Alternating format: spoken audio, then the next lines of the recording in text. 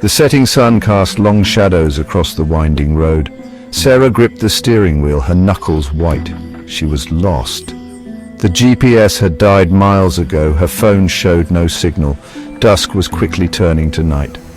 The forest pressed in on either side of the road. Trees clawed at the sky, their branches intertwining like skeletal fingers. The air grew heavy, thick with the scent of damp earth and decaying leaves. An unnatural stillness hung in the air, broken only by the rhythmic thump of Sarah's heart. She shivered, pulling her jacket tighter around her. A strange sense of unease settled over her. She just wanted to be home, safe and sound. But the road stretched endlessly before her, a dark and unknown path. The engine sputtered. Sarah swore under her breath. Not now, she thought, not here. The car lurched one last time and died. Silence descended, heavy and absolute. She tried the ignition again, but was met with only a dull click. Panic welled up inside her, threatening to consume her. She was stranded, alone, in the middle of nowhere. The forest seemed to press closer, the trees like silent sentinels watching her. The air grew colder, a bone-chilling dampness seeping into the car. She could have sworn she heard something move just beyond the reach of the headlights. Fear coiled in Sarah's stomach. She had to get out of the car, had to find help. But the thought of stepping out into the darkness, into the embrace of the woods, filled her with a primal terror. She fumbled for her phone again, praying for a signal. Still nothing. She was utterly alone. The silence was broken only by the sound of her own ragged breathing. Taking a deep breath, she forced herself to move. She grabbed the flashlight from the glove box, her hand trembling. This was foolish, she knew, but staying in the car wouldn't help either. She had to find help before... A faint sound filtered through the trees, a whisper so soft she almost dismissed it as a trick of the wind. But then it came again, a little louder this time, a voice, calling her name. She froze, her blood turning to ice. She rolled down the window a crack, listening intently. The mist was thickening now, swirling around the car like ghostly apparitions. It carried the whispers, faint and indistinct, but undeniably there. Curiosity warred with fear. She told herself it was just the wind, just her imagination playing tricks on her. But deep down, a primal instinct screamed at her to run, to get away. Drawn to the shadows, she couldn't stay in the car. The whispers beckoned, pulling at her like an unseen force. They promised answers, a way out of this nightmare. Against her better judgment, she stepped out of the car.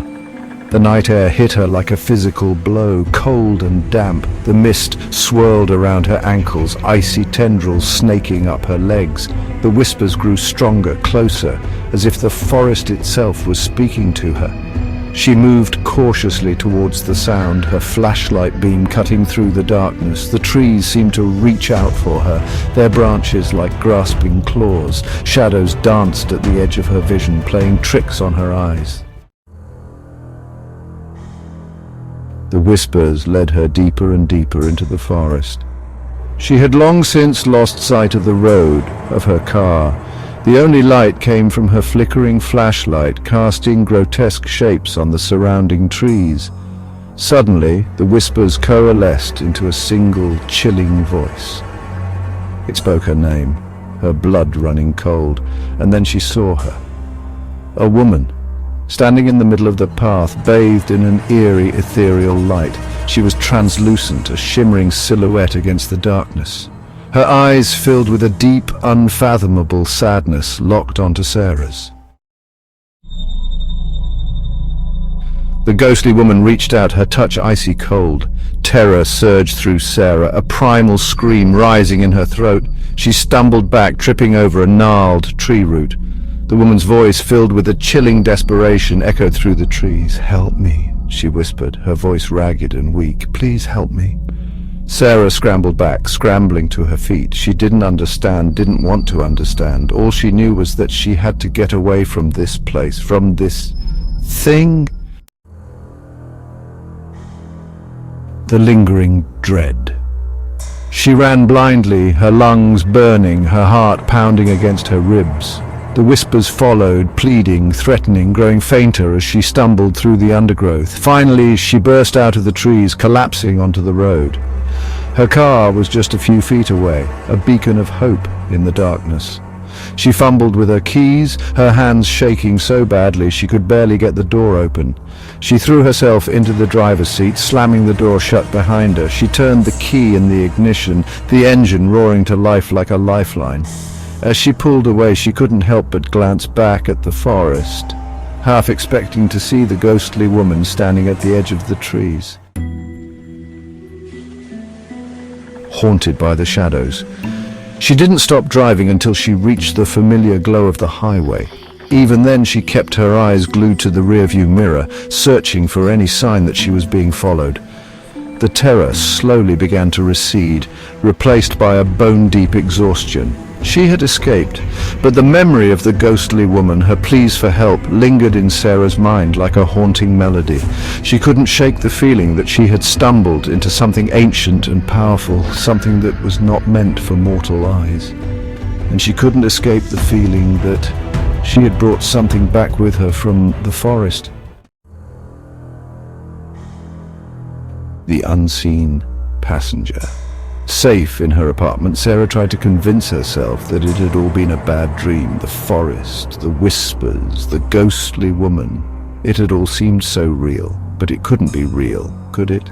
She stood in the shower, letting the hot water wash away the grime and the fear. But no matter how hard she scrubbed, she couldn't seem to wash away the feeling of unseen eyes watching her. As she stepped out of the shower, she felt a cold draft. The bathroom window was open. She hadn't opened it, had she?